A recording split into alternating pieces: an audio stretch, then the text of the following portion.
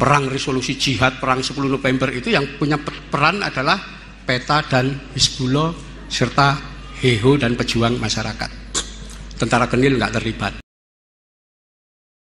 Kita melihat sejarah awal Indonesia, kita tahu ya, Soekarno itu kadernya Syarikat Islam, misi keislamannya kuat ya, termasuk nanti dengan Musa, dengan Alimin ya, bagaimana Musa dan Alimin ini memprovokasi agar terjadi pemberontakan PKI tahun 26 dengan tujuan pemusnahan PKI tahun itu. 48 juga sama, betulnya misinya misi Syarikat Islam itu.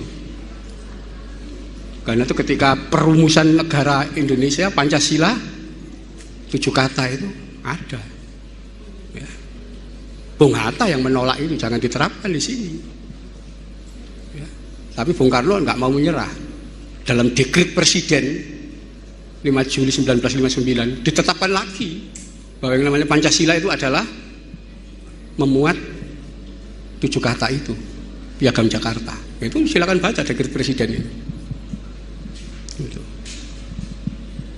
Juga penetapan ketika Presiden Indonesia, orang Indonesia asli beragama Islam. Beragama Islam dicoret. Usulan Hatta itu juga. Silakan lihat agenda ya, penyusunan Republik Indonesia. Bahkan ketika Hatta berkuasa tahun 1948 jadi Perdana Menteri, dia bikin yang namanya restrukturisasi dan rasionalisasi TNI militer. Tentara TNI nasional itu terbentuk dari 5 unsur. Yang pertama dari unsur Tentara Sukarela Pembela Tanah Air PETA. Yang kedua dari Hizbullah. Yang ketiga bekas HEHO, yaitu orang pribumi yang jadi tentara Jepang. Yang keempat dari unsur masyarakat, ya, seperti Bung Tomo, Bipri, macam-macam itu bikin itu. Yang kelima dari unsur Kenil, bekas tentara Belanda. 5 ini. Tapi yang kuat itu adalah PETA dan Hizbullah. PETA dibentuk tahun 43, Hizbullah tahun 44. PETA dari 65 batalion itu komandan batalionnya semuanya Muslim. Kenapa? Jepang tidak mau mengangkat orang non Muslim menjadi tenaga militer. Kenapa? Dia menganggap non Muslim pasti sekutunya Belanda. Itu sebabnya bendera PETA warnanya hijau, ada lambang matahari di tengahnya. Di tengah matahari merah itu ada gambar bulan dan bintang. Saya punya dokumennya, bagaimana pendidikan perwira PETA itu ya, makan aja harus disiplin bareng, sholat jamaah itu dokumentasinya ada semua, baris berbaris semuanya ya, di situ. Nah dari 65 batalion komandan itu 20 batalion komandannya kiai ya. Di Malang itu komandan batalion Daidang 4 itu Kiai Iskandar Sulaiman, ketua Surya NU Malang.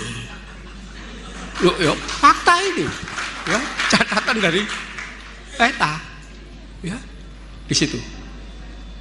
Pekalongan Kiai Duryatman, ketua Surya NU ya, itu dari ada 20 nama itu semua. Di Banten itu apa, Kiai Nurjaman, kemudian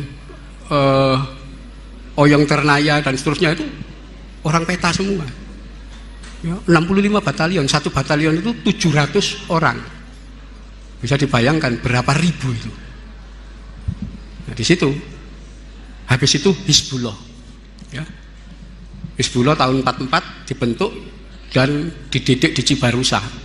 Itulah yang kemudian perwira-perwiranya kembali membentuk barisan-barisan Hizbullah. Sampai terjadinya perang resolusi jihad, perang 10 November itu yang punya peran adalah PETA dan Hizbullah serta HEHO dan pejuang masyarakat. Tentara Kenil nggak terlibat. Ya, gitu. 48 ketika Hatta jadi Perdana Menteri dibentuklah RERA, restrukturisasi rasionalisasi militer. bahwa militer baru profesional kalau bisa menunjukkan bukti ijazah sekolah. Nah, kiai-kiai yang jadi komandan batalion di PETA, yang jadi komandan batalion di Hizbullah, ya dulu didikan Hizbullah dan PETA, diturunkan pangkatnya. Kenapa? Loh, dari pesantren di mana punya? Nggak ada ijazah sekolah mereka. 48 itulah komandan batalion ganti semua. Yang berasal dari unsur PETA yang nggak punya ijazah, yang berasal dari unsur Hizbullah yang nggak punya ijazah, diturunkan pangkatnya semua. Mayor, kapten, kapten, letnan, letnan, sersan, sersan, kopral, kopral, prajurit 1, prajurit 2, prajurit 2 diturunkan hansip. Ya, nggak bisa jadi tentara, nggak punya. Ya, jadi seperti itu.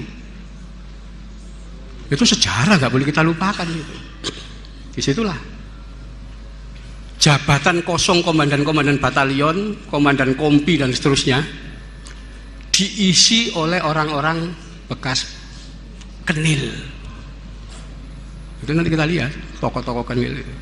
Ya, dalam sejarah Indonesia akan kita lihat. Termasuk nanti terjadi pemberontakan PKI tahun 48. Itu tokoh-tokoh komandan lapangan itu, ya, orang kenil semua itu, ya, tentara kenil. Nanti terjadi pemberontakan PRRI Permesta, orang kenil semua, ya. Dan puncaknya 65, semua yang dari unsur PETA, ya, dari unsur Seinendan, yang pokoknya ada kaitannya dengan didikan-didikan Jepang itu, Hizbullah dihabisi. Ya, nanti silakan dibuka aja sejarahnya pahlawan revolusi yang meninggal. Siapa beliau-beliau itu? Ya mesti orang PETA, orang Seinendan, dari jarisan-jarisan itu. Yang naik ke atas orang kenil semua. Ya, jadi itu kepentingan dibalik penulisan sejarah. Ya, di situ habis sudah pengaruh Islam itu habis di situ. Ya, nanti sisa-sisa yang disingkirkan semua.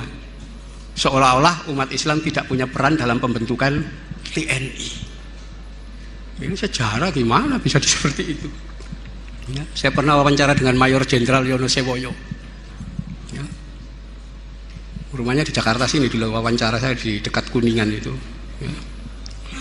Beliau cerita, saya tahun 45, pangkat saya Mayor Jenderal, ya, karena beliau cucunya Mangkunegoro ke-6, pangkatnya Mayor Jenderal, dan saya sebagai kepala staf operasional pertempuran 10 November. Ya. Tapi karena saya orang PETA, saya pensiun tahun 80. Tetap Mayor Jenderal, nggak naik satu tingkat pun. Kenapa? PETA. Orang-orang dari Hizbullah juga begitu, ya. Tidak pernah dinaikkan pangkatnya selama Orde Baru. Kenapa? Ya dari Hizbullah. Yang naik pangkat dari kenil semua. Itu fakta sejarah yang harus kita lihat. Oh seperti inilah, ya. Itu yang kita luput selalu, ya, dan itu memang bikinan Belanda semua. Karena itu ada kepentingan di balik itu. Nah, ini yang harus kita mulai bongkar-bongkar lagi. Oh, seperti ini ternyata. Ya, saya kira itu ya, mudah-mudahan kita memahami sejarah dalam wacana yang baru. Sekian, assalamualaikum warahmatullahi wabarakatuh.